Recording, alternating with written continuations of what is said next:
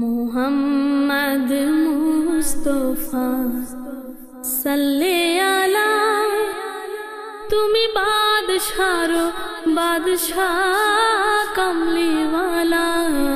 মুহাম্মদ মুস্তাফা সাল্লে আলা, তুমি বাদশাহ কমলিওয়ালা। পাপে তাপে পূর্ণ আধার দুনিয়া, পাপে তাপে পূর্ণ আধার দুনিয়া, হলো পুণ্য বেহেশতি নূরে উজালা, হলো পুণ্য বেহেশতি নূরে উজালা। মুহাম্মদ মুস্তাফা সাল্লে আলা, তুমি বাদশাহ কমলিওয়ালা। গুনেগার উম্মত লাগি তবু। বন্দনগরী চট্টগ্রামের প্রাচীনতম আন্দরকিল্লা শাহী জামে মসজিদ মার্কেটের দ্বিতীয় তলায় অবস্থিত আইসিবি প্রোডাকশনস ইসলামিক ক্যাসেট বিতানে আপনাকে স্বাগতম। আমাদের প্রকাশনায় রয়েছে সহস্রাধিক ক্যাসেট, সিডি, ভিসিডি তথা মাল্টিমিডিয়া প্রোডাকশনস, ওয়াজ মাহফিল, তেলাওয়াত, ইসলামী সঙ্গীত, হামদ, নাত, ডকুমেন্টারি ফিল্ম, নাটক, কৌতুক সহ বিভিন্ন ইসলামী মাল্টিমিডিয়া প্রোডাকশন সমূহ পাইকারি ও খুচরা বিক্রয় করা হয়। আইসিবি প্রোডাকশন ইসলামিক ক্যাসেট বিতান 49 শাহী জামে মসজিদ মার্কেট, দ্বিতীয় তলা, আন্দরকিল্লা, চট্টগ্রাম। الحمد لله نحمده ونستعينه ونستغفره ونؤمن به ونتوكل عليه ونعوذ بالله من شرور أنفسنا ومن سيئات أعمالنا. من يهده الله فلا مضل له ومن يضلله فلا هادي له. ونشهد أن لا إله إلا الله وحده لا شريك له. ونشهد أن سيدنا ومولانا محمدا عبده ورسوله الذي أرسل إلى الناس كافة بشيرا ونذيرا وداعيا إلى الله بإذنه وسراجا منيرا. أما بعد فقد قال الله تعالى في كلامه المجيد وفرقانه الحميد. أعوذ بالله من الشيطان الرجيم. بسم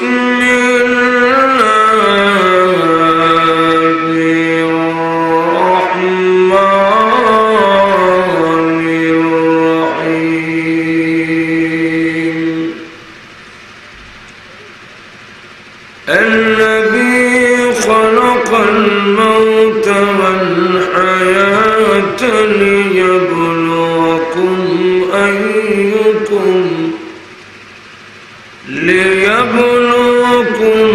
أيكم أحسن عملا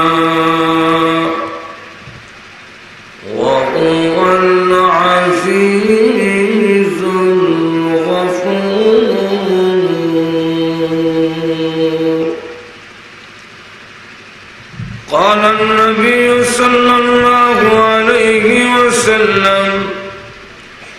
كن في الدنيا كأنك غريب أو عابر سبيل صدق الله العظيم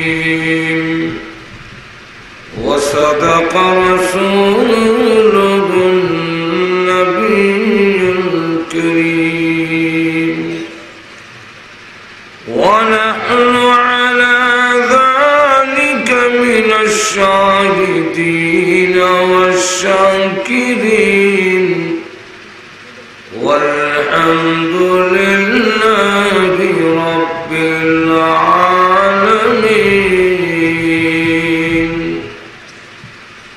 صلى الله على سيدنا ومولانا محمد وعلى آله وأصحابه وسلم صلى الله على سيدنا ومولانا محمد وعلى آله وأصحابه وسلم بلغ العلا بكماله كشف الدجى بجماله حسنت جميع خصاله صلوا عليه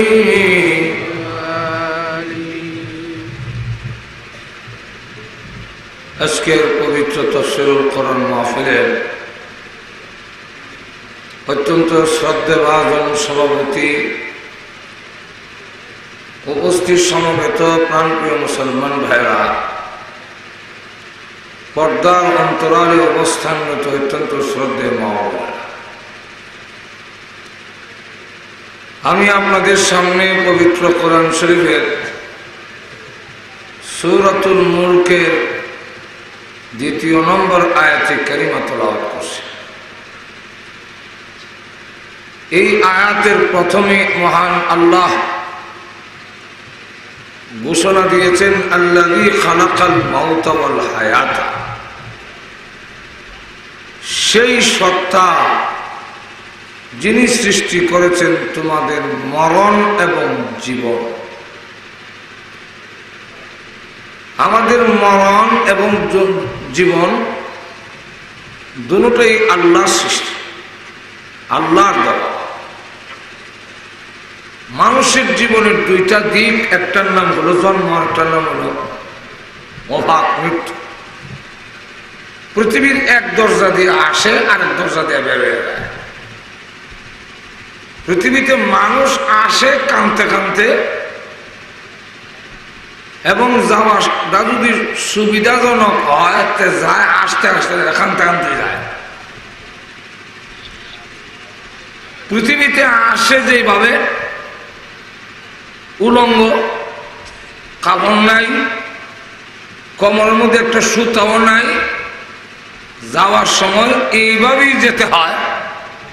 শুধু তার ইজ্জত আর সম্মানটার জন্যে 5.5 হাত কাপড় দিয়ে একটা প্যাকেট দেওয়া হয়। এই কাপড়ের কোনো দাম নেই, ইজ্জত লেগে দেওয়া হয় আর কি। ল্যাংটা তো জামার নেই, বড় বেটা রে আসিম তো ছোট বেটা, যায় তো বড় ইয়া ঘুমাই গেছে।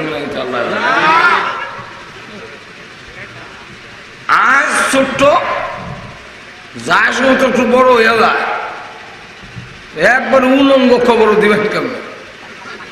এই জন্য কাপড় দেওয়া হয়, আর না হয় এই কাপড়ের কোনো ভ্যালু নাই। এই জন্য আবু বকর সিদ্দিক রাদিয়াল্লাহু আনহু, বুখারী শরীফের মধ্যে আসে, উনি ইন্তেকালের আগে 3টা কাপড় দিয়া আয়েশা সিদ্দিকা রাদিয়াল্লাহু আনহা, যিনি হলেন আবু বকর সিদ্দিকের মেয়ে, কাপড় দিয়ে বললো, মা এই নাও কাফনের কাপড় দেয়া গেলাম, আমার ইন্তেকালের পরে এই কাপড় দিয়ে আমার কাপড় দিয়ে। আম্মা জান আয়েশা সিদ্দিকা রাদিয়াল্লাহু আনহা কাপড় হাতে নিয়ে দেখলেন তিনটার মধ্যে দুইটাই পুরান আর একটা নতুন। উনি তখন চোখের পানি ছেড়ে দিয়ে বলেন, আব্বা, তিনটার নতুন কাফনের কাপড় দেওয়ার তৌফিক আমরা নাই? আপনি যে কাফনের কাপড় দিলেন এর মধ্যে দুইটা পুরাতন আর একটা হলো নতুন, এর কারণ কি? উনি বলেন, মা, এর জন্য তুমি পেরেশান হও যে নতুন কাপড় দিলে খুব ভালো, পুরান দিলে অসুবিধা। কবরে রাখার পরে আমি যদি জান্নাতি হয়ে যাই তাহলে এই কাপড় থাকতেছে না, জান্নাতের রেশমি কাপড়ের পোশাক পরায় দেওয়া হবে, তাহলে এই পুরান আর নতুন কিছু আসে যায় না। আর যদি আমি জাহান্নামী হয়ে যাই তাহলে কবরে যাওয়ার পরে জাহান্নামের আগুনের পোশাক পরায় দেওয়া হবে। সুতরাং এই কাপড়ের কোনো ভ্যালু নাই। তবে আমি কেন দুইটা পুরান আরেকটা নতুন দিলাম? আমি 2টা বৎসর রাষ্ট্র চালাইছি, আমি রাষ্ট্রপ্রধান ছিলাম। যিনি রাষ্ট্রপ্রধান হন তিনার কাছে জনগণের কিছু দাবি আছে, জনগণের কিছু পাওনা এবং তার কিছু চাহিদা আছে। এটা কি? 6টা জিনিস জনগণের পাওনা। এর মধ্যে একটা হলো যে জনগণকে তুমি কাপড় পরিধান করাবে, এটা তোমার অধীনস্থ। কাপড় এটা মানুষের মৌলিক জিনিস, যে না হইলেও হয় না। জোরে কণ্ঠে খেলা নাকি যা কাপড় বাদ দিয়ে আসবা? আমরা দেশে এক শ্রেণীর লোক আছে, এরা কাপড় সারা আনে। একটু আছে পাগলই কাপড় হলে গেছে, আর একটা পাগল না, এমনি কাপড় হলে গেছে। কাপড় ভালাই দিয়া কই কি, আইসি ল্যাংটা জামু ল্যাংটা, মাঝখানে আবার কাপড় হেনে। তো আমাদের ব্রাহ্মণবাড়ির একজন বড় আলেম ছিলেন, যার উপাধি ছিল ফখর বাঙ্গাল। উনি ডাক দেখা করে, একজন একটা হাতুড়ি আনছেন।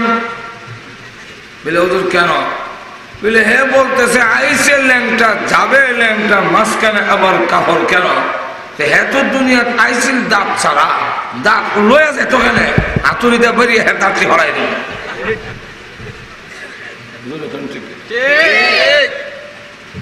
আবার আরেকটা যখন ল্যাংটা আড়ে দিকে বেটা, ল্যাংটা আড়স কেন খবর কিনতে না, আল্লাহর আলিফ, আল্লাহর আলিফ বিলে।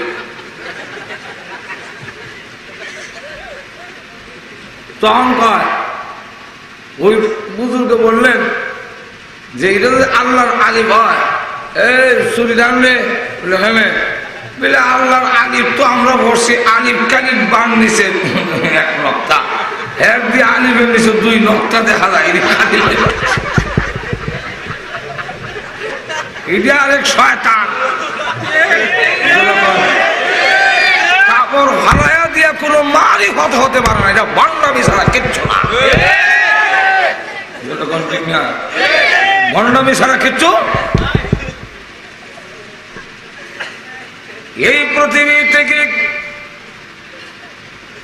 যদি আমি ভালো কাপড়ও নিয়ে যাই, আমল যদি নিতে না পারি, তাহলে কবরে যাওয়ার পরে আগুনের পোশাক পরিধান করে দেওয়া হবে। এটা মানুষের মৌলিক চাহিদা। কাপড় মানুষের মৌলিক চাহিদা, ইজ্জত ডাকা। এই জন্য কিয়ামতের কঠিন ময়দানে আল্লাহ রাব্বুল আলামিন জিজ্ঞাসা করবেন, হে হাসরবাসীরা, জবাব দাও, আমি তোমাদের কাছে কাপড় চেয়েছিলাম, কাপড় দিলে না কেন? হে হাসরবাসীরা, জবাব দাও, আমি আল্লাহ তোমাদের কাছে খাওয়ান চেয়েছিলাম, খাওয়ান দিলে না কেন? আমি আল্লাহ তোমাদের কাছে পানি চেয়েছিলাম, পানি দিলে না কেন? হাসরবাসীরা বলবেন, আল্লাহ আপনি খাওয়ান চেয়েছেন, আমরা দেই নাই, তা হতে পারে না। জান দিলাইলাম মানে, আল্লাহ আপনি পানি চেয়েছেন, আমরা পানি দেই নাই, এটা কিভাবে হয়? আপনি খাবার চেয়েছেন, খাবার দেই না, এটা হতে পারে না। কিভাবে চাইলেন? খাবার মানুষের মৌলিক চাহিদা, পানি মানুষের মৌলিক চাহিদা। এই জন্য কোন মানুষ যদি পানি চায়, এই বেলা বঙ্গি ধরিস না, পানি কি জানে, এইভাবে যদি বলেন হবে না। যে পানি চাক তাকে পানি দিতে হবে, পানির বেলায় না করা যায় না। কোন লোক যদি ধনী হোক গরিব হোক, যেই কোন লোক হোক, বঙ্গি ধনী হোক, পানি হয়তো পানি পড়ার পরে আপনি না করতে পারবেন না যে পানি দেওয়া যায় না, পানি দেওয়া যেত না, এটা বলার সুযোগ আপনার নাই, কারণ মানুষের মৌলিক চাহিদা। 2 নম্বরটা হইল, কোন মানুষ যদি, কোন ভিক্ষুক যদি আপনার কাছে খাবার চায় যে ভাই আমার 10টা টাকা দিন একটা রুটি খাইতাম, 10টা টাকা দিন একটা রুটি খাইতাম, তখন আপনি যাবে না, স্বাস্থ্য খারাপ তোরা, এটা কনের সুযোগ নাই। এটা তার মৌলিক চাহিদা। পেট ভরা থাকতে 10টা টাকা দিন রুটি খাইতাম, আপনার তৌফিক থাকলে তার হাতে দেয়া দেওয়া। ঘুমাই গেছেন? যদি কেউ কাপড় চায়, না করতে পারবেন না, বলে ভাই তোর লুঙ্গি দিন আমার ইজ্জতটা ডাকতাম, তাহলে এই সময় তার কাপড় পরিধান করে দেওয়া, কাপড় দেয়া দেওয়া, তৌফিক থাকে যদি আপনি তার একটা কাপড় দিতেন। কারণ মানুষের শরীর ঢেকে রাখা এটা মানুষের মৌলিক চাহিদা। জোরে কোন ঠিক না? আরো জোরে। পুরুষের নাভির থেকে নিয়ে আডু পর্যন্ত, নাভি সহ আর আডু সহ, নাভিটা সহ, নাভিটা নিচে না, নাভি অনেকে নাভির নিচে কাপড় ভেঙে কবিরা গুলো হইতেছে, খবর নাই। আডুর উপরে কাপড় উঠায় যদি পিন্ধে কবিরা গুলো হইতেছে, আডুর উপরে কাপড় উঠতো না। পুরুষের এটা ডাক্তার হন ফরজ, যেরকম ডাক্তার হন ফরজাইন দাইমি, সবসময়, কিছু সময় লেগে না। পেশাব করতে গেলেও বইয়া কাপড় এতটুকু উঠাইবেন যতটুকু করলে পেশাব করন যায়। কিন্তু আমরা দেশের সিস্টেম হইল পেশাব করা 20 হাত দূরে, এখান থেকে লঙ্গি আলগি দিয়ে যায়। আর এমন ভাবে কাপড় তুলে আল্লাহ হেড অফিস পর্যন্ত খুলি যায়, নিয়ম না, কথাটা বুঝে। আর মহিলা তার সতর হইল মাথার থেকে নিয়ে পা পর্যন্ত সব জায়গা ঢেকে রাখবে, এমন ভাবে ঢেকে রাখবে যাতে করে তার দেহটা মোটা তাজা, এটাও যেন কেউ অনুমান করতে না পারে। কিন্তু আল্লাহ রসুল বলেন আখিরি জামানায় এমন এক যুগ আইব, মেয়ে লোকেরা কাপড় পরবে কিন্তু এর পরেও তার হুকুম হবে ল্যাংটার হুকুম। আল্লাহ রসুল বলেন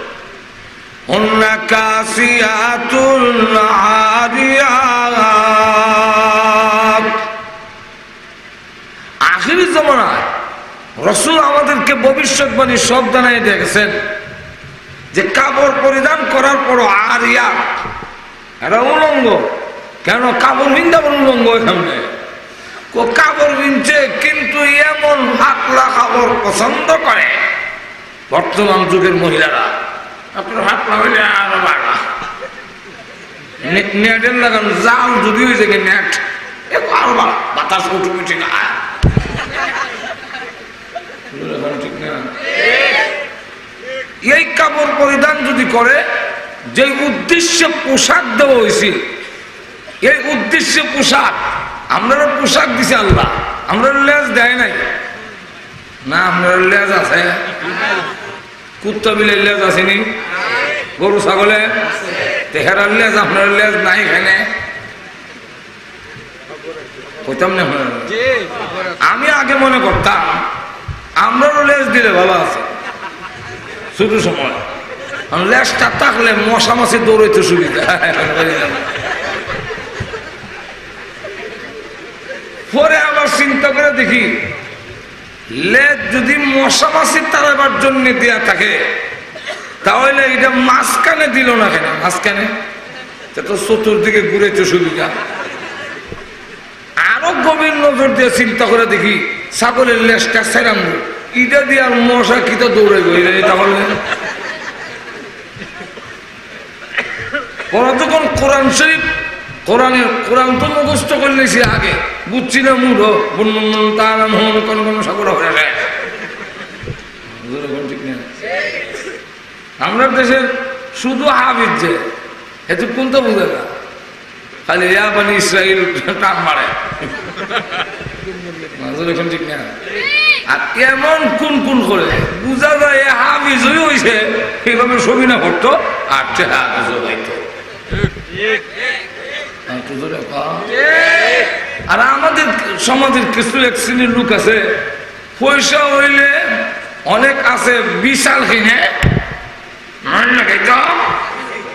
আর কিছু লোক আছে একটু দিনদার বালা এবারে ছবি না লাগাই দেয়, ছবি না মাইসে হইতো বা কোরআন শরীফ পড়েছে এবার আর আমি আগে সবিনা কইরা দেখেছি, আমি নিজেও সবিনা করছি তখন তো বুঝছি না। তো সবিনা করতাম গেছি গিয়া দেখি আমরা মাইকও লাগাই দিয়া হেরা জামাই বউ সহ দরজা লাগাই উঠতে বুঝা গেছে যে খামলা লাগাইছে বড়। আমরা মনে করতাম কেউ যখন শুনে না আর অত ভালো করে হরে লাভ কি তখন দেখা যায় টান মারে, মাঝে মাঝে টানও না।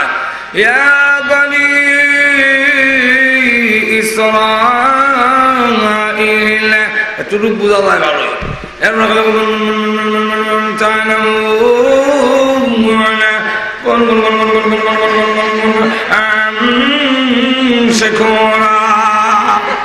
খতম শেষ।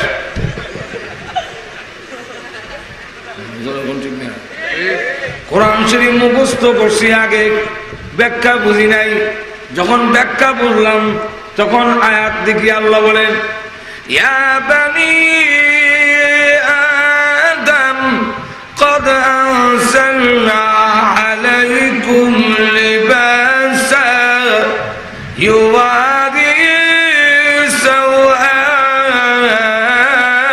سوآتكم। আল্লাহ বলে হে আদমের সন্তানেরা قد أنزلنا أي أعطينا আমি আল্লাহ তোমাদের দান করেছি লিবাসান পোশাক দিছি, লেজ দিছি না। কেন? অবুঝ প্রাণীরে দিছি লেজ, আর বুঝনেওয়ালা প্রাণীরে আমি দিছি পোশাক।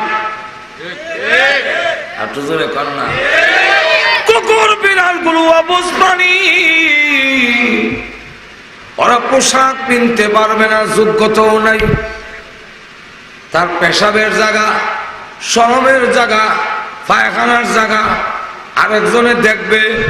আমি আল্লাহর শরম লাগে, এই জন্য আমি আল্লাহ নিজে তাদের শরমের জায়গা যাতে দেখা না যায় লেজ দিয়ে আমি আল্লাহ পোশাকের ব্যবস্থা করে দিয়েছি।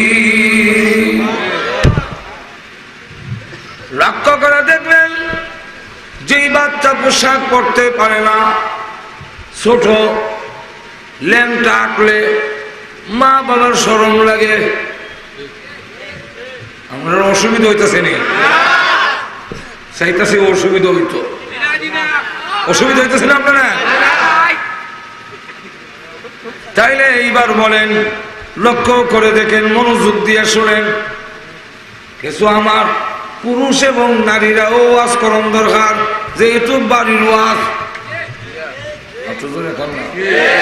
মেয়ে লোক তো এইভাবে ওয়াজ শুনতে পারে না।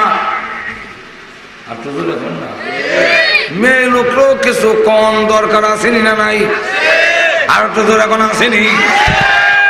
আমাদের দেশের যদি মহিলাগুলো ভালো হয়ে যায়, মহিলার ভূমিকা বেশি সমাজ ভালো করার বেলায়, পরিবার ভালো করার বেলায় বাবার চাইতে মার ভূমিকা বেশি।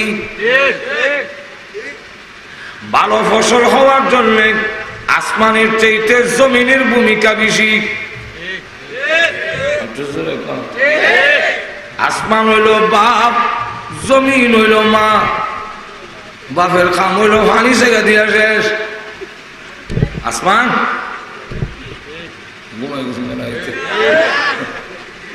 আসমানে পানি ছেড়ে দিয়ে শেষ, বৃষ্টি ছেড়ে দিয়ে শেষ, আর কোনো হামলাই।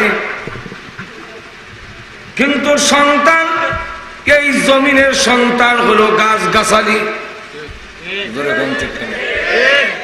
ভালো সন্তান যদি চায়, ভালো গাছ গাছালি যদি চান, জমিন ভালো হওয়ার লাগে। জমিন বালাক, তাহলে ফসল বালাক। ঠিক তেমনি ভাবে মানুষের জিন্দেগি তো বাবার চাইতে মার ভূমিকা বেশি। মা যদি ভালো হয়, বাচ্চাও ভালো হবে। মার ভূমিকাটা মার ভূমিকাটা বেশি। যেটা যেখানে গঠন হয় এটার আসরে ফেলায়। ঠিক না?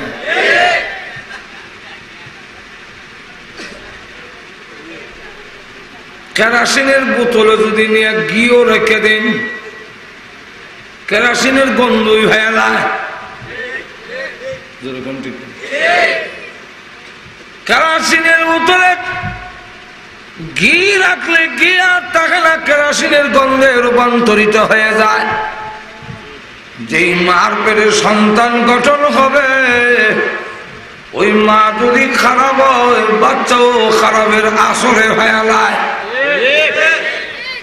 মা যদি বড় হয়, সন্তানও বড় হয়। মার ভূমিকাটা বেশি। আসুন লক্ষ্য করে দেখেন, ছোট বাচ্চা যখন উলঙ্গ আড়ে ল্যাংটা, হ্যাঁ কিন্তু সরমও বুঝে না, কিচ্ছু না, আলেও হাসল, বরং আরো ফালাই দিতে সুবিধা।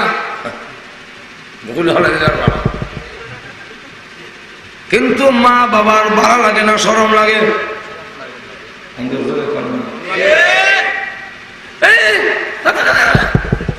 তাড়াতাড়ি খবর হয়ে দে। ঠিক না? সন্তান ল্যাংটা থাকলে ওই শুরু বাচ্চা মা বাবার যেমন শরম লাগে, কাপড় দিয়া ডাইকা দেয়, মা বাবা কাপড়টা পরাইয়া দেয়। আল্লাহ রাব্বুল আলামিন বলেন, অবুজ কুত্তা বিলাই এর শরমের জায়গা অন্য দেখবে, আমি আল্লাহর শরম লাগে, এই জন্য তার পেশাব পায়খানার জায়গার উপরে আমি মহান আল্লাহ লেজ দিছি শরমের জায়গা রাখার জন্য।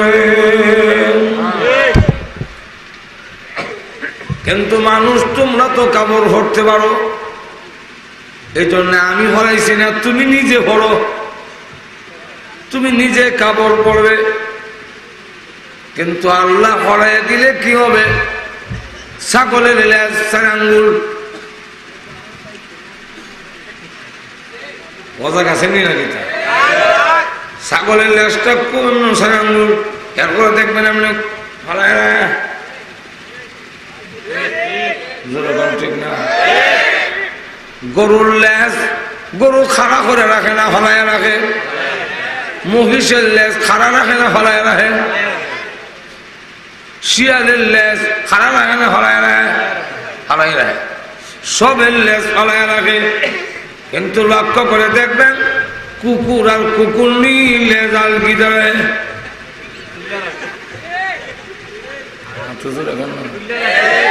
আলগি দিয়া তুলে রাখে, আলগি দিয়া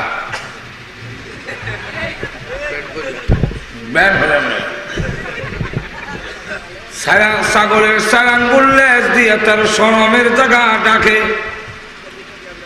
আল্লাহ যেমন প্রাণীদেরকে দিয়েছেন লেজ শরমের জায়গা ডাকার জন্য, তারা ঠিকই পেশাবের জায়গা পায়খানার জায়গা লেজ ফালাইয়া ঘুরে রাখে। আর লেজটা ফালাইয়া রাখলে কিন্তু এত দেখা যায় না।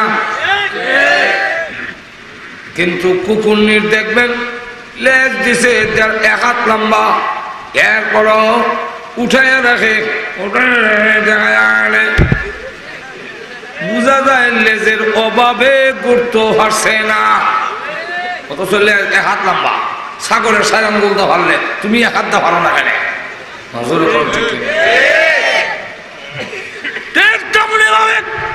আল্লাহ রাব্বুল আলামিন পুরুষদেরকে পোশাক দিচ্ছেন। ও পুরুষেরা, তোমার নাভির থেকে হাঁটু পর্যন্ত ঢেকে রাখবে। ও নারীরা, মাথার থেকে পা পর্যন্ত তোমার শরীর ঢেকে রাখবে। কাপড় দিলাম, পোশাক দিলাম। কেন পোশাক দিলাম? লিবাসান ইউয়ারি সাওআতিকুম, আল্লাহ বলেন তোমারও শরমের জায়গা ঢাকা রাখার জন্য আমি কাপড় দিয়েছি। এখন তুমি কাপড় পরলে, তোমার শরমের জায়গা ঢাকলে না, তাহলে তোমার আর ওই কুকুরনির চলাফেরার মধ্যে কোনো বেশ কম থাকে না। আল্লাহ রাব্বুল আলামিন নারীদেরকে পোশাক দিয়েছেন আর বলছেন পাতলা পোশাক পরো না, বললে তোমার ইজ্জত থাকবে না।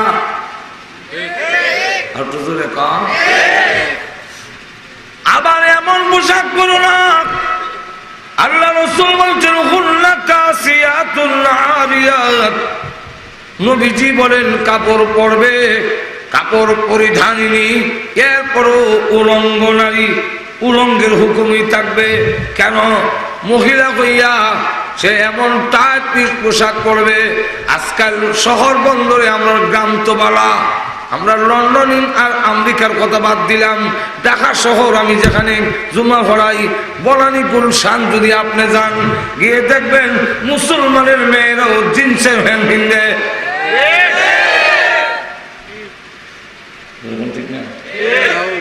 জিন্সের প্যান্ট পিনবে, আসলে শর্ট পোশাক মস্ত খারাপ।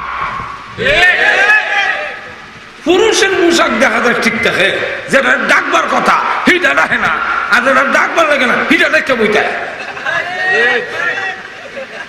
পুরুষ দেখা যায় গলার মধ্যে কেন একটা ফাঁসির দড়ি লাগাইছে,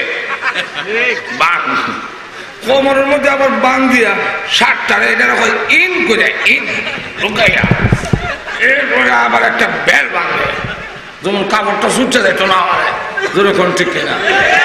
জুতো খাও দেয়, আবার রশিওয়ালা জুতা, রশি রশি জুতো দেখছেন না, তো হাওয়াবান, আবার মুজা, হাওয়াবান কোমরে বান, গলার বান, হাওয়াবান রশি দিয়া, কোমরে বান বেল দিয়া, গলার মাঝে ফাঁসির দড়ি দিয়া। সোনার বাংলার বাতার বেড়ার ভিতরে টুক করার কোনো সুবিধা নাই। কিন্তু যে মহিলার ডাকবার কথা, সেই মহিলার কে দেখা যায় পোশাক শর্ট, শর্ট পোশাক, শর্ট গেঞ্জি কাতারে বাড়া, হাতা কাটা গেঞ্জি, যেরকম ঠিক না। এরপরে আবার পরে, এরপরে আবার দেখা যায় সাইনবোর্ডের মধ্যে মাঝে মাঝে নজর হয়ে যায়, বড় বড় আপনারা ওই যে ফ্যাক্টরি আছে, তারপরে বড় প্রতিষ্ঠান আছে, এরা আবার সাইনবোর্ড লাগায় না অ্যাডভার্টাইজার লেগে। অ্যাডভার্টাইজার যেটা দেখবেন বেড়াও আছে, বেরিও আছে, কিন্তু বেড়ার দিকে চাইলে দেখা যায় পোশাক মোটামুটি ভালোই আছে, কিন্তু বেরিয়ার দিকে চাইলে এখন বেরিও দেখা যায়, ইটার দিকে চাইলে দেখা যায় শর্ট পোশাক তো আছেই, আবার এদিক দিয়ে বুতাম নাই, সে দিয়ে না যেরকম ঠিক নেই। বোঝা যায় এদের উদ্দেশ্য ভালো না খারাপ? আর তো যেরকম উদ্দেশ্য কি, ওরা চায় যে মহিলার মাধ্যমে এদেশের যুবকদের চরিত্র ধ্বংস করে দেওয়া। যুবকদের চরিত্র যদি ধ্বংস করা যায়, যুবক যদি খারাপ হয়ে যায়, আল্লাহর কসম এই দেশকে কেউ রক্ষা করতে পারবে না। আর যেই সমাজের যুবক চরিত্রবান, যেই সমাজের যুবকরা ভালো, যে সমাজের যুবকরা মদ খায় না, যে সমাজের যুবকরা গাঁজা খায় না, যে সমাজের যুবকরা এই আপনার ওই হিংসি দিল খায় না, যে সমাজের যুবকরা নামাজ পড়ে, রোজা রাখে, মুরব্বীদের শ্রদ্ধা করে, সভ্য ভদ্র, এই সমাজ অত্যন্ত ভালো সমাজ। যুবকের চরিত্র যদি পরিবর্তন হয়, তাহলে গোটা জাতির চেহারার চরিত্রের পরিবর্তন হয়ে যায়। এদের উদ্দেশ্য হলো আমরা যুবকরা নষ্ট করে দেওয়া, যেরকম ঠিক কিনা। তো দেখা যায় মোটা কাপড় পরিধান করে, আল্লাহু আকবার। হযরত ফাতেমা রাদিয়াল্লাহু আনহা নাম শুনছেন তো আপনারা? ফাতেমা, ফাতেমা কেমন সুন্দরী! আমরা তো সুন্দরী হইলে আরে বাবা রে, জামাই পূজা করতে করতে ঠিক রাখা যায়। দৈনিক 2বার পূজা করে।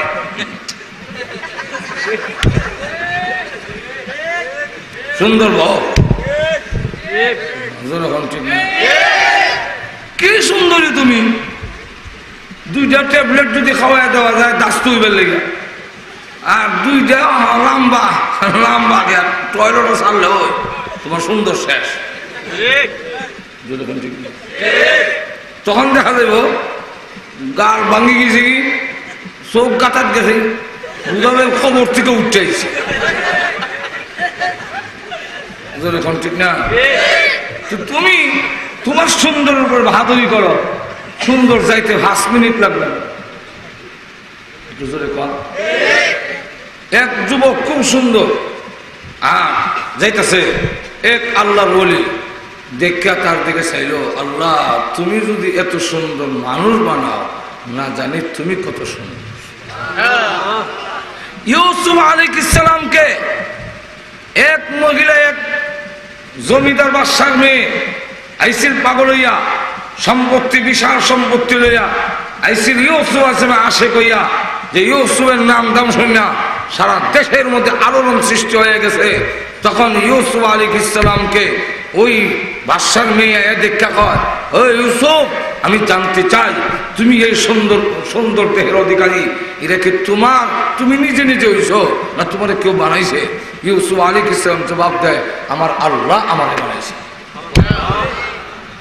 ওই মেয়েটা তখন করছে কি জানেন, সমস্ত সম্পত্তি সব গরিব ইসু আলাইহিস কিনবার লেগে যে সম্পত্তি লইয়াছিল, বিশাল উট বকরি ছাগল মাগল যা লইয়াছিল, সব গরিবের মেয়ে মিসকিন করে দিয়া কয়, হে ইউসুফ, তুমি যদি এত সুন্দর হও, না জানি তোমার যে বানাইছে সে কত সুন্দর, আজকের থেকে আমার সমস্ত ধন সম্পদ গরিব মিসকিনকে দিয়া সেই সুন্দর আল্লাহর অনুসন্ধানে আমি বের হয়ে গেলাম। লক্ষ্য করে দেখেন তো, ওই লোকটারে দেখে কইল যুবকটারে, তোমার আল্লাহ তো সুন্দর বানাইছে, মনে মনে কয়া যুবক জিগা, আপনি আমার দিকে এইভাবে কেন চাইয়াছেন? আশ্চর্য হয়েছেন আমার সুন্দর দেখা? আপনি কি আশ্চর্য হবেন? আমার সুন্দর দেখা স্বয়ং আল্লাহ আশ্চর্য। আত্মগরিম আইছে, সঙ্গে সঙ্গে দেখে এ আসিল 6 ফুট লম্বা, 5 ইঞ্চি মুহূর্তের মধ্যে, 5 ইঞ্চি। তাহলে করে তাহলে আঙ্গুলের বিষয় হারেনি আল্লাহ, আর তুদের না আল্লাহ হারেনি। আপনি অত সুন্দর দেহের অধিকারী, আপনাকে বিশ্রী বানাইয়া আপনার দেহকে আল্লাহ খাটো করে দেওয়ার মতো ক্ষমতা আল্লাহ নাই। আর ওদের আছে কি নাই? তুমি কি দেখাইবা? কারটা তুমি অহংকার করবা? কিসের ওপর তোমার আত্মগরিমা? তুমি গুনার কাজে যাবে, তোমার কি ভয় হয় না? তোমার মতো কত যুবক কবরে ঘুমাই গেছে। আরে চক্ষু বন্ধ করে দেখো, আর না হয় যাও সিলেট উসমানী মেডিকেল হাসপাতালে, গিয়ে দেখবা তোমার মতো কত যুবক কঙ্কাল হইয়া হাসপাতালের সিটে পড়ে আছে। তুমি কি সুন্দর গরিমা করবা? তুমি কি অহংকার আত্মগরিমা করবে? তোমার তো নিজস্ব নয়, এটা আল্লাহর দেওয়া। তো আমাদের দেশের সুন্দরী হযরত ফাতেমা রাদিয়াল্লাহু আনহা এমন সুন্দরী ছিলেন, আম্মাজান আয়েশা সিদ্দিকা রাদিয়াল্লাহু আনহা বলেন, ফাতেমা আমার ঘরে আসলে, আমার ঘরে লাইট নাই, কিছুই নাই, কিন্তু ফাতেমার পিঠের কাপড় সরাইলে আমার হাতের সুইচ পর্যন্ত দেওয়া যায়। কারণ কার মেয়ে বুঝতে হতো। স্বাভাবিক বাপ সুন্দর হইলে, মা সুন্দর হইলে, আচ্ছা বাপ যদি খালা হয় মা সুন্দর হয়, তো দেখা যায় 5টার মধ্যে 3টে সুন্দর হয়েছে, 3টে কিছু খালা হয়েছে, মানে বাপেরও কিছু মারও কিছু মিলাইয়া। আর যদি মা বাপ দুজন সুন্দর হয়ে যায়, তো দেখা যায় বাচ্চা সুন্দর না, বাচ্চাদের সুন্দর সুন্দর, কেন মা বাপ সুন্দর তো সুন্দর হইতো না। মাজুর এখন ঠিক কিনা? আল্লাহ নবী সুন্দর, এমন সুন্দর আল্লাহ পৃথিবীতে কাউকে বানায় না। নবীকে আল্লাহ এমন সুন্দর বানিয়েছেন, এমন সুন্দর পৃথিবীতে আল্লাহ কাউকে বানায় নাই। সেই বিশ্ব নবী রাহমাতুল লিল আলামিনের কলিজার টুকরা সন্তান ফাতেমা অত্যন্ত সুন্দরী, কিন্তু তার সুন্দর কোনোদিন দেখায় নাই। এমনকি ফতোয়ায়ে রাহিমিয়ার মধ্যে আল্লামা সৈয়দ আব্দুর রহিম রাহমাতুল্লাহ আলাইহি ওনার ফতোয়ার কিতাব ফতোয়ায়ে রাহিমিয়ার মধ্যে আনছেন ফাতেমা রাদিয়াল্লাহু আনহার ওসিয়তনামা, ওসিয়ত আনছেন। পৃথিবী থেকে বিদায় হওয়ার আগে স্বামীকে লক্ষ্য করে যে ওসিয়ত করেছিলেন, আলীর মতো স্বামী যিনি কখনো কোরআন সুন্নাহ বিরোধী কোনো কাজ করবে না, কিন্তু এরপরেও স্বামীর সামনে দাঁড়িয়ে বলে, স্বামী হে, মনে হয় আজকে আমি পৃথিবী থেকে বিদায় হয়ে যাব। হযরত আলী জিজ্ঞাসা করেন, ফাতেমা তুমি কি করে বললে আজকে বিদায় হয়ে যাবে, থাকবে না? হযরত ফাতেমা রাদিয়াল্লাহু আনহা ডাক দিয়ে বলে, স্বামী বিদায় হয়ে যাব আমি কেমনে বুঝছি জানেননি? আমার বোঝার কারণটা হলো আমি গত রাতে স্বপ্নে দেখি আমার আব্বা আমার মাথায় হাত রেখে বলেন, মাগো আর কান্দিস না, আগামীকাল আমি আসবো, তোমাকে আমার সাথে চিরদিনের জন্য নিয়ে যাব।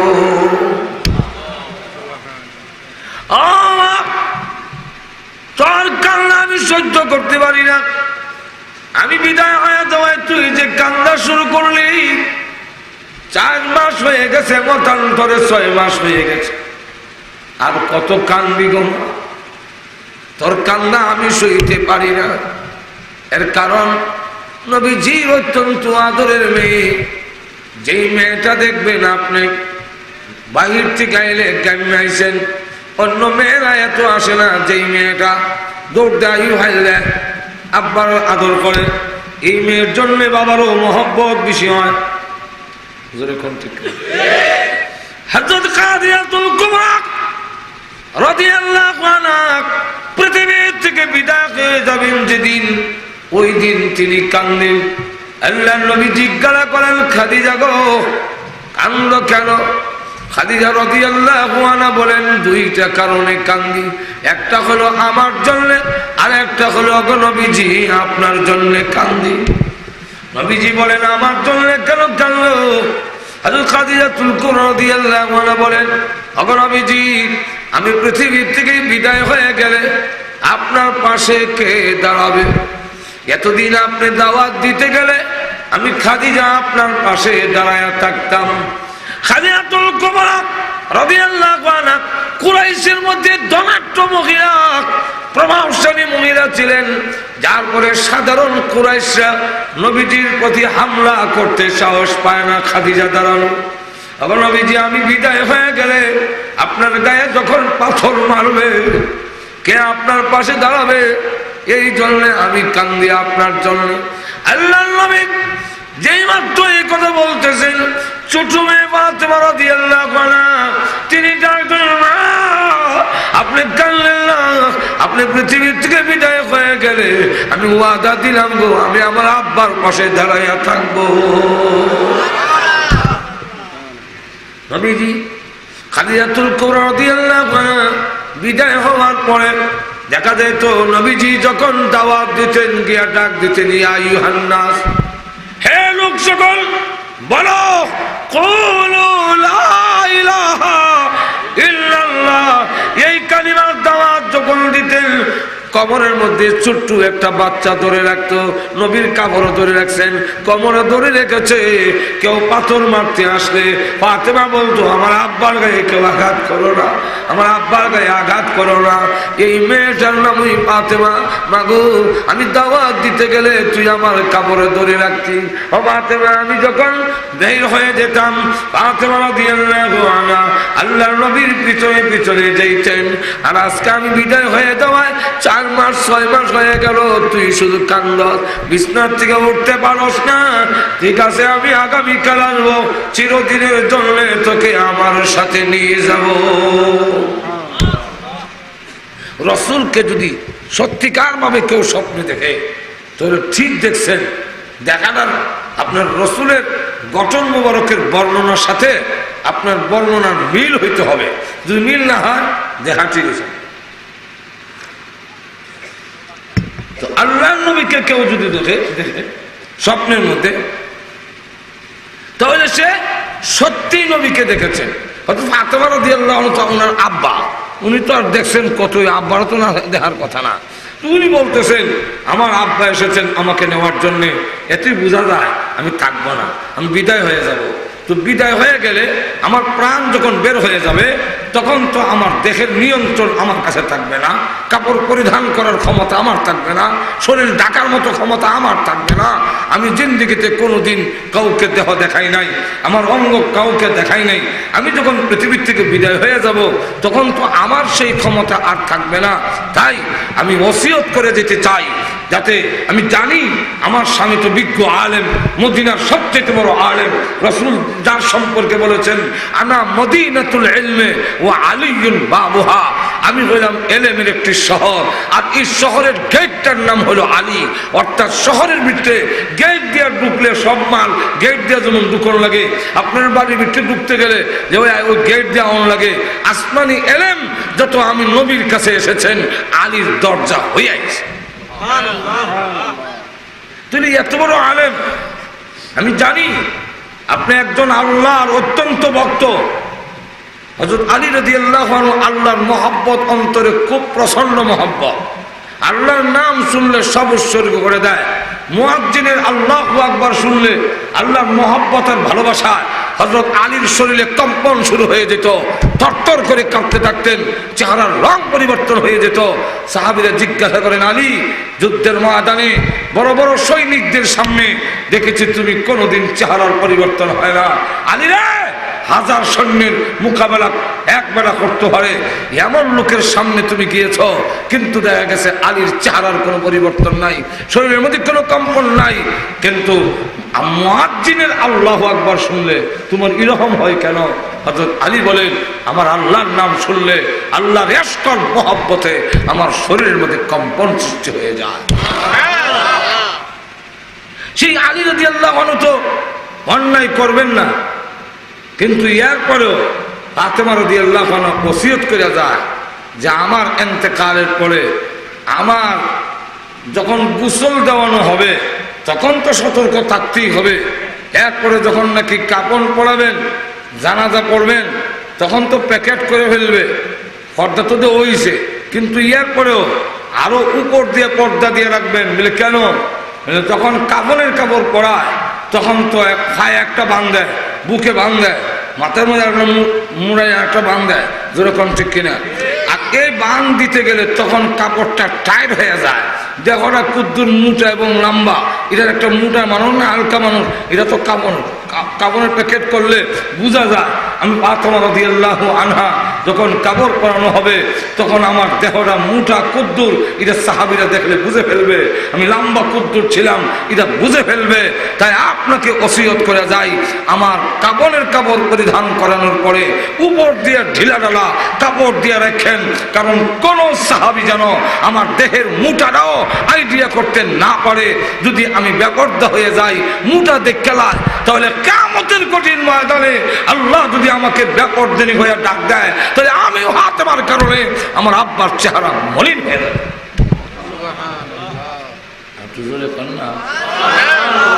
এখন লক্ষ্য করে দেখেন, 3 নম্বরটা হইল ওসিয়ত, আমার দিনের বেলা দাফন করেন না, রাত্রির অন্ধকারের মধ্যে আমার দাফন করবেন।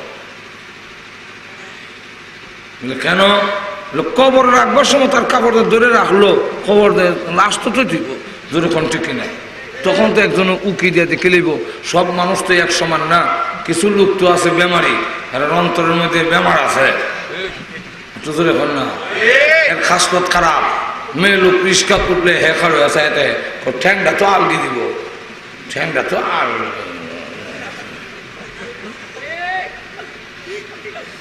নাই র আর তো ওখানে আসেন না হ্যাঁ রাস্তা তো বলেছে রিস্কাত উঠবার সময় এমন তো দেখতেন না তো বুরখা উরখা লাগায় তো রিস্কাত উঠবার সময় তো হাওয়া নিয়ে দিব তখন দিকেলে মোশন কর না খালা ইমন খাসলো তোর কিছু মানুষ অমন ঠিক না তুমি এদিকে তাকাই থাকে নেই কিন্তু হ্যাঁ চাইব হ্যাঁ খাসলো যেরকম ঠিক না এমন লক্ষ্য করে দেখেন ফাতেমা রাদিয়াল্লাহু আনহা বলেন আমার কবরে রাখবার সময় অন্ধকারের মধ্যে রাইতের আন্ধারের মধ্যে রেখে দিবেন যাতে করে আমার দেহটা কুদ্দুর মুঠা লম্বা এটা দেখতে না পারে ফাতেমা রাদিয়াল্লাহু আনহা নবীর মেয়ে হয়ে যদি পর্দার ব্যাপারটা এত গুরুত্ব দিল তাহলে আমাদের দেশের ফাতেমা আয়েশা এরাও পর্দার বিধানের গুরুত্ব দেওয়ার দরকার আছে নি না নাই তোমার দাম কি ফাতেমার থেকে বেশি নবীর মেয়ে ফাতেমা ঘুমাই গেছেন আল্লাহ ফাতেমা রাদিয়াল্লাহু আনহা যদি নবীর বিশ্ব নবীর কলেজার টুকরা হইয়া বিশ্ব নবীর কলেজার টুকরা হইয়া স্বামীর কথা মানন লাগছে তাহলে আমরা দেশের মহিলা বাবার কথা না মানলে কি তো হয়েছে তেমনের সুযোগ নাই স্বামীর কথা না মানলে কি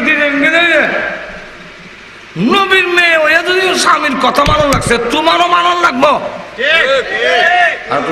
ঠিক না হযরত ফাতেমা রাদিয়াল্লাহু আনহাকে যখন গভীর রাত্রে সে ডাক দিছে প্রায় 10টার সময় হয়েছে সামান্য আড়া লইয়া আর ডাক দিছে ফাতেমা লাব্বাই ঘুমাও নাই ও ঘুমাইলেও দরজার সঙ্গে কান লাগাই ঘুমাই আপনার প্রথম ডাকে যেন জবাব দিতে পারি আপনি বারবার ডাকলে ঘুম যদি না ভাঙে আর আপনি বিরক্ত হন তাহলে আমার আব্বা বলছেন আপনি নারাজ হইলে আমার আল্লাহ নারাজ হয়ে এই নেও আড়া রুটি বানাও রুটি বানাও আমরা দেশের মহিলা হইলে রাত 10টার সময় কেসকি মাছ পেয়ে বাদ গেলে বেশ কিটা হলাই দেবি ওই হলে আর খাই খাম না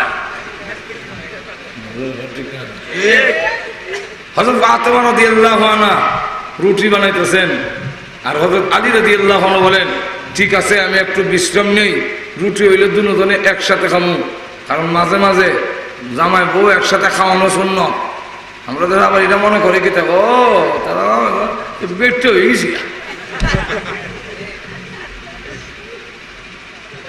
এখন মাঝে মাঝে খাই একসাথে এমন এই অবস্থা হযরত আলী রাদিয়াল্লাহু আনহু বলেন রুটি হইয়া সারলে একসাথে খামুনে হইয়া গিয়ে বিছনা শুইছে পরিশ্রমের মানুষ হইলে বিছনা শুইতে দেরি হয় ঘুমে ধরতে দেরি হয় এখন আর সুখী মানুষ হইলে গড়িতে গড়িতে ঘুমায় আমার পরীক্ষিত অসুবিধা হইতেছে না আপনারা বেশি লম্বা করতাম না সারালে অসুবিধা নাই অসুবিধা হইতেছে তাহলে লক্ষ্য করে দেখেন যে সময় আগে ছোট সময় পরিশ্রম করলে আল্লাহ এমন ঘুম দুয়াটা দরজা লাগাইবার সময় ঘুরে নাও লাগ আমি তো হিগুনে ঘুরে নিতাম আল্লাহ বিস্মে কাম তো আহে বালি শোনা তুইয়া দরজার খিলি লাগাই সময় আল্লাহ বিস্মে কাম তো আহে কারণ বিছনা করে সারলে আর দোয়া হরতারে মরে দেখে ঘুমিয়ে যায় আর বড় লোক সারলে অনেক সহজে ঘুমায় কর বদলা যেরকম ঠিক কিনা করেন বদলা এমন লক্ষ্য করে দেখেন হযরত ফাতেমা রাদিয়াল্লাহু আনহা গিয়া দেখে রুটি বানাইয়া আলী ঘুমাই গেছে আমরা দেশের মহিলা হইলে ধাক্কাটা হলাই দিলে যদিও গাল ভুলাইয়া রুটি বানাই লইলে কিচ্ছু খায় না গাল ভুলাই আছে অত রাখবে সে আটা রুটি বানাইতা গাল ভুলাইয়া রুটি বানায় আবার গিয়া দিলে ঘুমাই গেছে বাবা দেখো না কত সুখ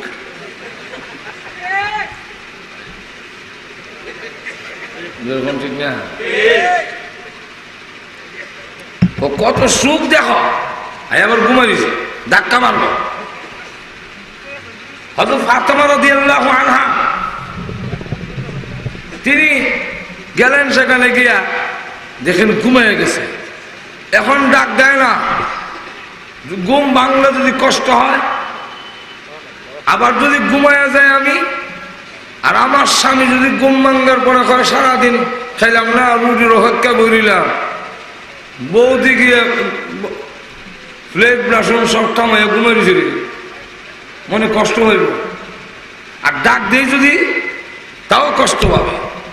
হযরত ফাতেমা রাদিয়াল্লাহু আনহা যেই মাত্র আল্লাহর নবী বিশ্বনবী প্রশিক্ষণপ্রাপ্ত আদরের মেয়ে, উনি আস্তে করে হাত দিয়ে চাপ দিলেন পায়ের মধ্যে, যে দেখি বেশি ঘুম হইলে, বেশি ঘুম হইলে পাওয়া দিলে যাত্রা দিলে আরো ঘুমায়, গোর দিয়ে আরো আরাম লাগে পাওয়া দিলে। আর হালকা ঘুম হইলে না হয় একটা চাপ দিলে চোখ খুলে যায়।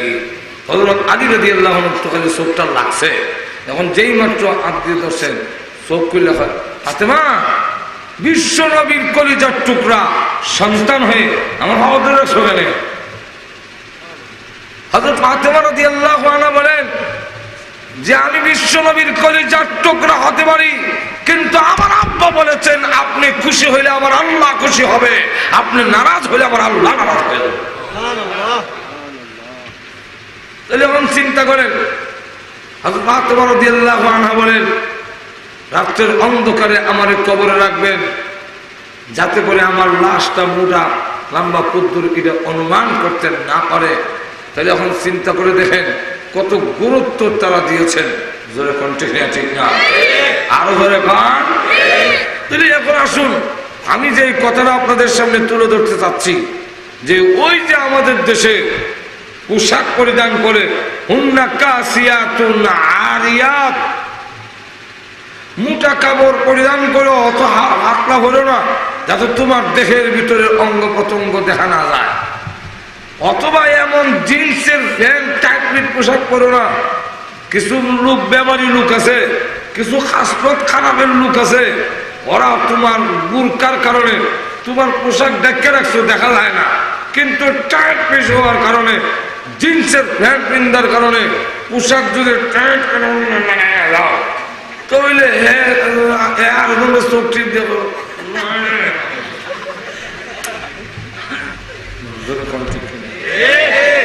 এতে তুমিও গুণাগার হবে, আরো লোকগুলো নষ্ট হবে। যেরকম ঠিক এই জন্য বলতেছিলাম, কাপড়ের কাপড় কবরে যখন দেওয়া হবে, ওই কাপড়ের কোনো দাম নাই।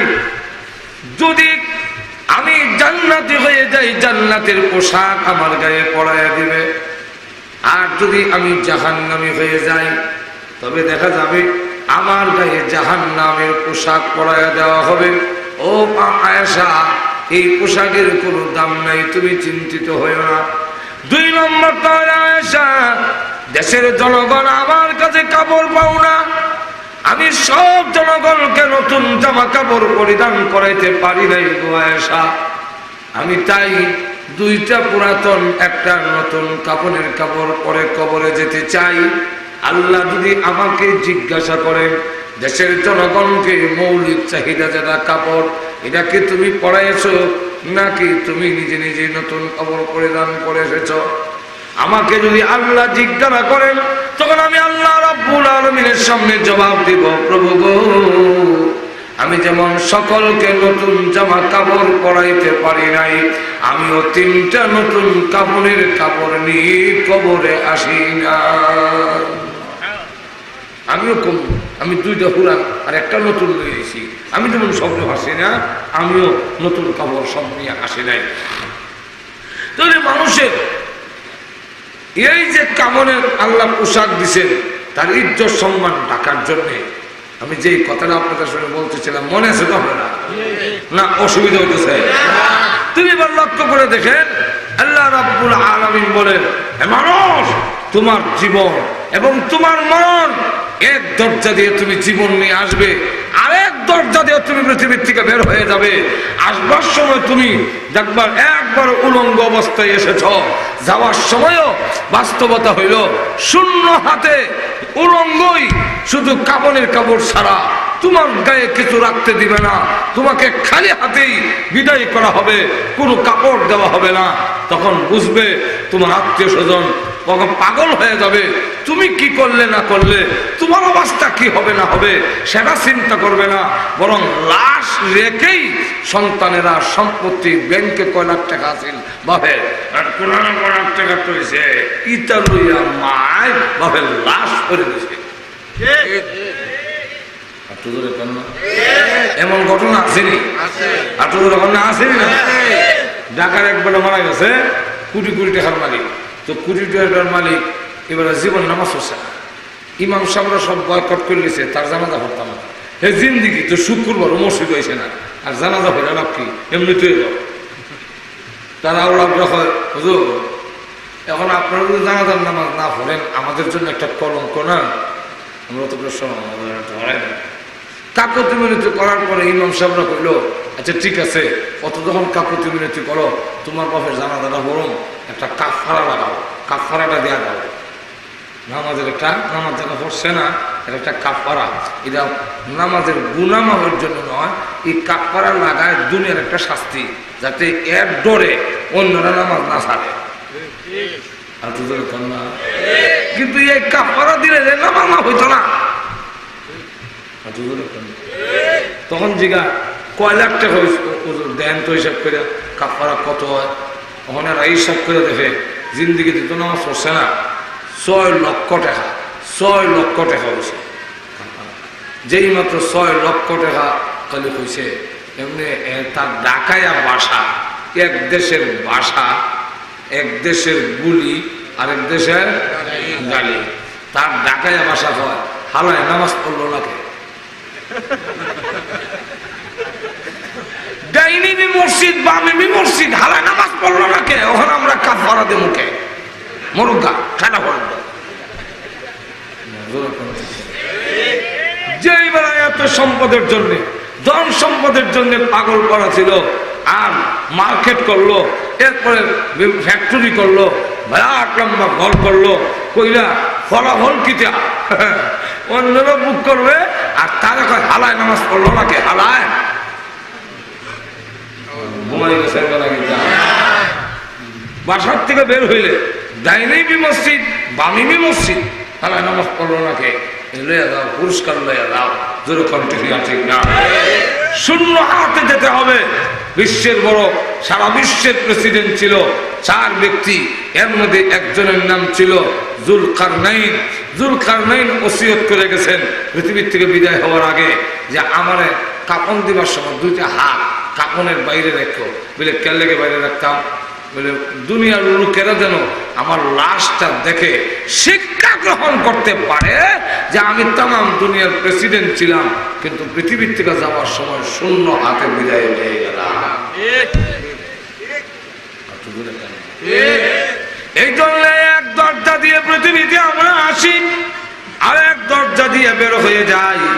আল্লাহ রাব্বুল আলামিন তাই আয়াতের মধ্যে বলেন আল্লাযী খালাকাল মাউতা ওয়াল হায়াতা লিয়াবলুয়াকুম, সেই সত্তা যিনি সৃষ্টি করেছেন মানুষের মরণ আর জীবন।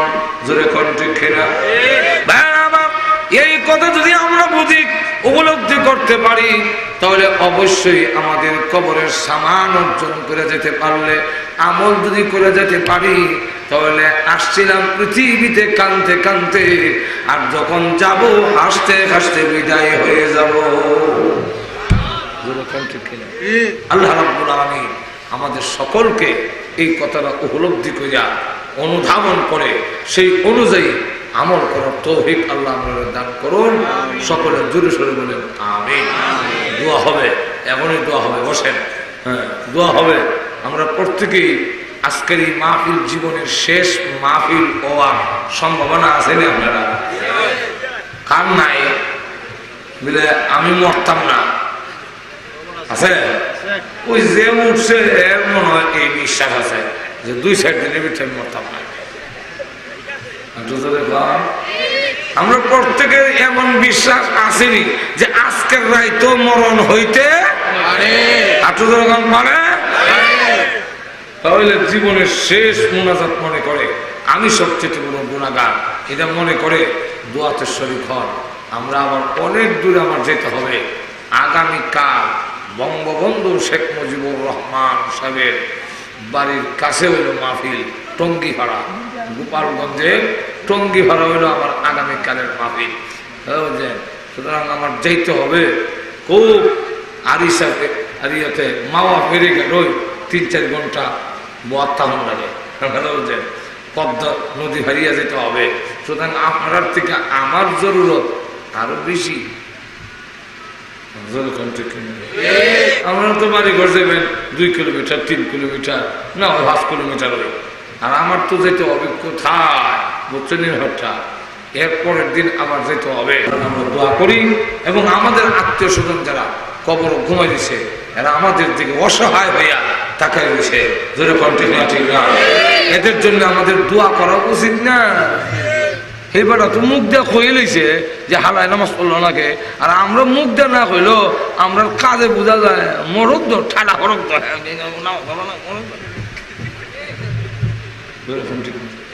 এই জন্যে আমাদের মা বাবার জন্যে হাজী সোনামিয়া সাহেবের রুহের মাগফিরাতের উপলক্ষে আজকের মাহফিলের আয়োজন করা হয়েছে।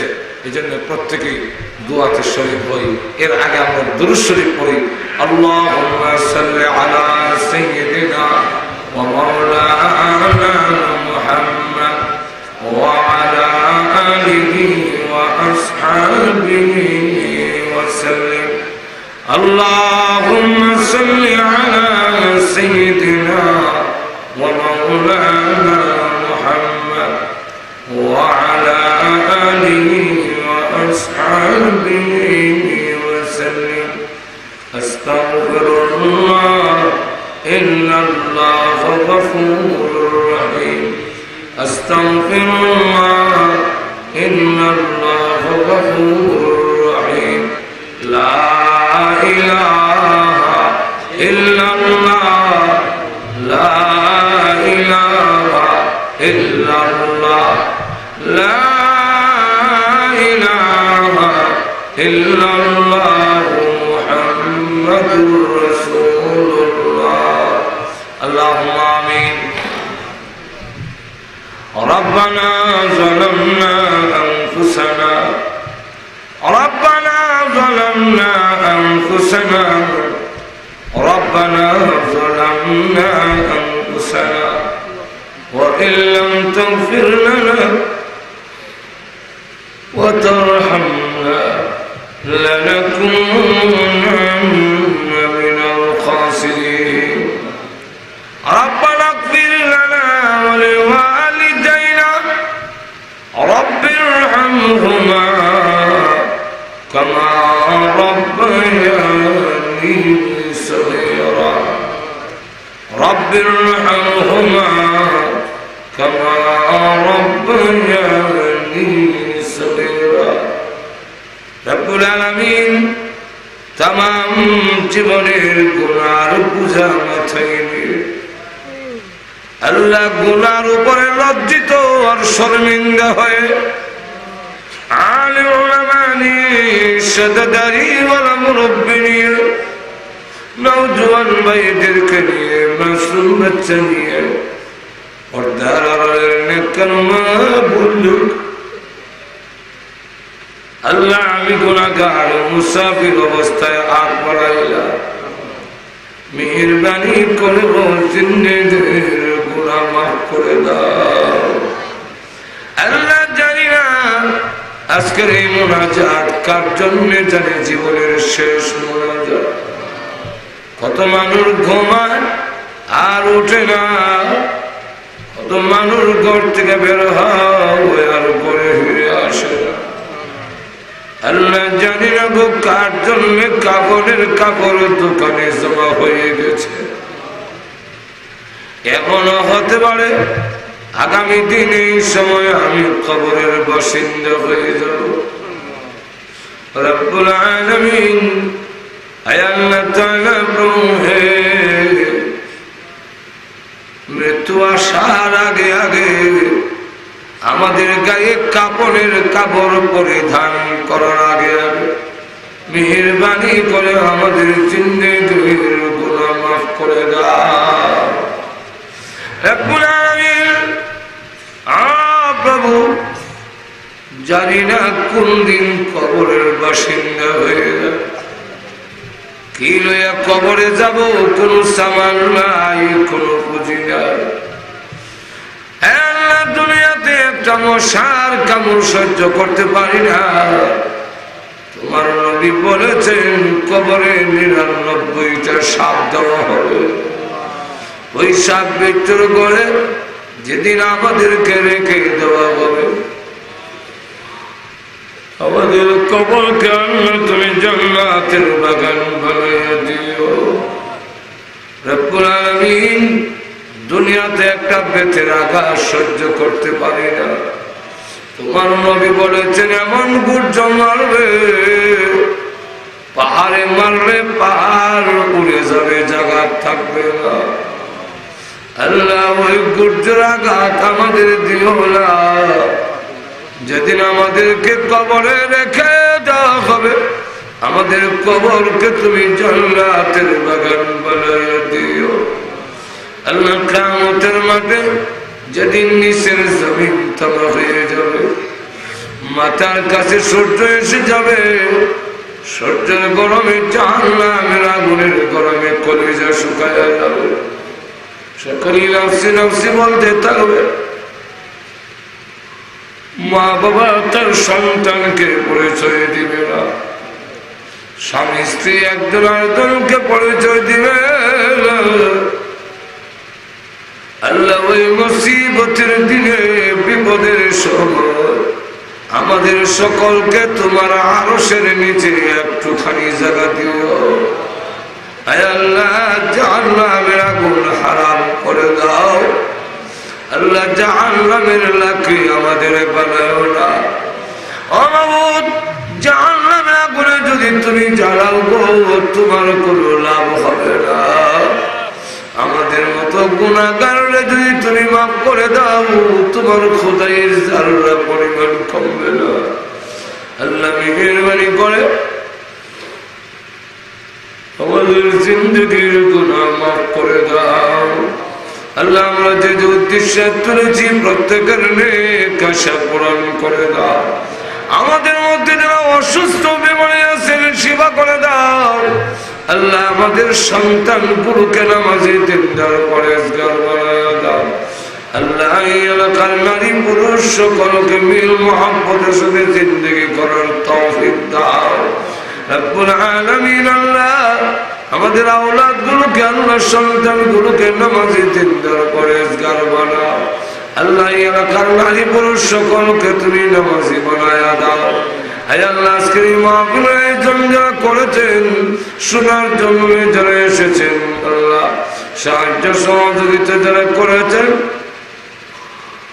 টাকা দিয়া, পয়সা দিয়া, বুদ্ধি দিয়া, শ্রম দিয়া, আল্লাহ সকলের জন্য মাহফিল কিয়ামতের মাঠে নাজাতের ওসিলা বানাইয়া দিও।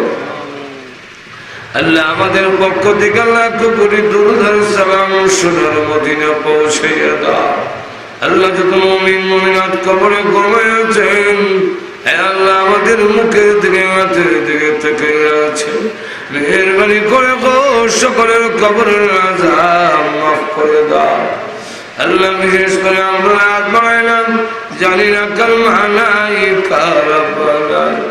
আল্লাহ, মার কথা বলতে পারি না, কত লাথি মার কলিজায় মেরে আমি দুনিয়াতে এসেছি।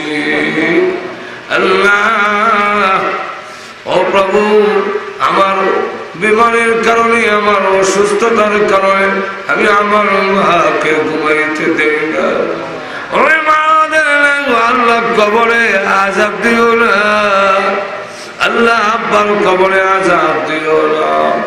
আমাদের নানা নানি, দাদা দাদি, শ্বশুর শাশুড়ি, আত্মীয় স্বজন, ভাই বড়দের বন্ধু বান্ধব, আল্লাহ মেহেরবানি করে সকলের কবরের আযাব মাফ করে দাও। আল্লাহ, বিশেষ করে আজ সুনামিয়া সমাজকে দুনিয়াতে নাই, ওনার পক্ষ থেকে ওনার সন্তানেরা এই মাহফিলের আয়োজন করে।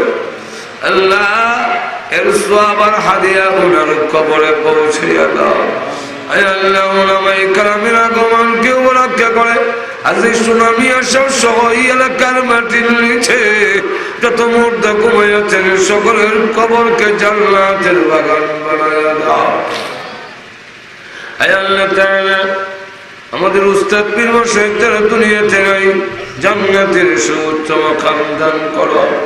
আয় আল্লাহ যারা দুনিয়াতে আছেন হায়াতে তাইয়্যিবা দাও। আমাদেরকে মক্কা মদিনা বারবার জিয়ারত করার তৌফিক দাও। আল্লাহ যেদিন মরণ দাও ঈমানের সাথে মরণ দিও। আল্লাহ বেঈমান বানায়া কবরে দিও না। আল্লাহ আমাদেরকে ক্যান্সারের মতো মহামারী দিও না। আমাদের হার্ট বাল কিডনি নষ্ট করে দিও না। আল্লাহ ব্রেন জবান নষ্ট করো না। প্যারালাইসিস দিয়ে বিছনায় ফেলে রেখে রেখে মরণ দিও না। আল্লাহ যেদিন মরণ দাও গো আল্লাহ শাহাদাতের মরণ দিও। শাহাদাতের মরণ যদি নসিবে না থাকে আল্লাহ কমসে কম জুম্মার দিনে নামাজের সিজদার মধ্যে মালাকুল মউত পাঠাইয়া দিও।